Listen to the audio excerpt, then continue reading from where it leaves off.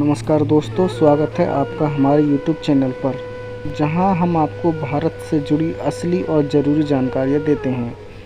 आज हम बात करेंगे उत्तर प्रदेश के 10 सबसे गरीब जिलों की। वो ज़िले जो विकास की दौड़ में पीछे रह गए हैं, जहां संसाधनों की कमी है, बेरोजगारी ज़्यादा है और लोग बुनियादी सुविधाओं के लिए भी जदोजहद कर रहे हैं। तो चलिए शुरू करते हैं और जानते हैं कि उत्तर प्रदेश के किन जिलों की हालत सबसे ज़्यादा चिंताजनक है और क्यों। नंबर 10, संत कबीर नगर। उत्तर प्रदेश के पूर्वी हिस्से में स्थित संत कबीर नगर जिला अपनी ऐतिहासिक और धार्मिक पहचान के बावजूद गरीबी से जूझ रहा है। यहाँ की कृषि पर निर्भरता बहुत अधिक है, लेकिन सिंचाई की सुविधाएं सीमित हैं। औद्योगिक विकास ना के बराबर है और युवा वर्ग के पास रोजगार के साधन बहुत कम हैं। साक्षरता दर लगभग 69% है, लेकिन शिक्षा की गुणवत्ता अभी भी सवालों के घेरे में है। स्वास्थ्य सेवाओं की बात करें तो सरकारी अस्पतालों में डॉक्टरों और दवाइयों की भारी कमी देखी जाती है। नंबर 9, श्रावस्ती। श्रावस्ती एक ऐतिहासिक और धार्मिक स्थल है, लेकिन विकास की रफ्तार यहाँ कछुए से भी धीमी है। यह जिला NITI आयोग के पिछड़े जिलों की सूची में लगातार शामिल रहा है। बेरोजगारी, गरीबी और स्वास्थ्य सेवाओं की कमी यहाँ के लोगों की सबसे बड़ी समस्या है। यहाँ का ग्रामीण जीवन पूरी तरह कृषि पर निर्भर है, लेकिन खेतों में आधुनिक उपकरणों की बहुत कमी है। जनसंख्या तेज़ी से बढ़ रही है, लेकिन आधारभूत ढांचा वही का वही है। नंबर 8, बलरामपुर। नेपाल सीमा से सटा बलरामपुर जिला भी गरीबी और पिछड़ेपन की मार झेल रहा है। यहाँ औद्योगिक विकास ना के बराबर है।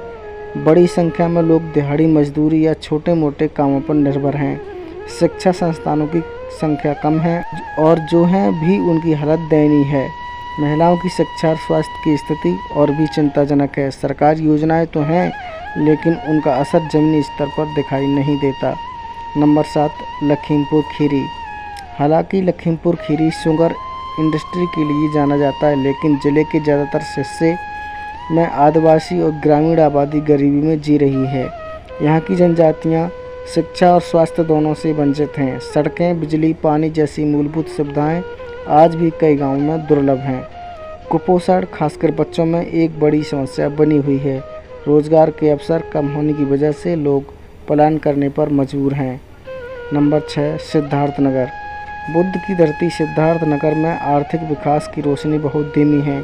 यह जिला स्वास्थ्य सेवाओं की बेहद खराब स्थिति के लिए जाना जाता है। बच्चों की मृत्यु दर यहाँ काफ़ी अधिक है और पानी में आर्सेनिक की समस्या भी गंभीर है।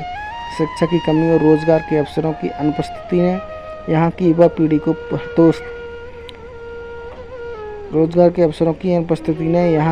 पीढ़ी को हतोत्साहित किया है। हालांकि सीमावर्ती इलाका होने के चलते कुछ सरकारी योजनाएं चलाई गई हैं, लेकिन उन तक पहुंच सभी की नहीं है। नंबर 5, चित्रकूट।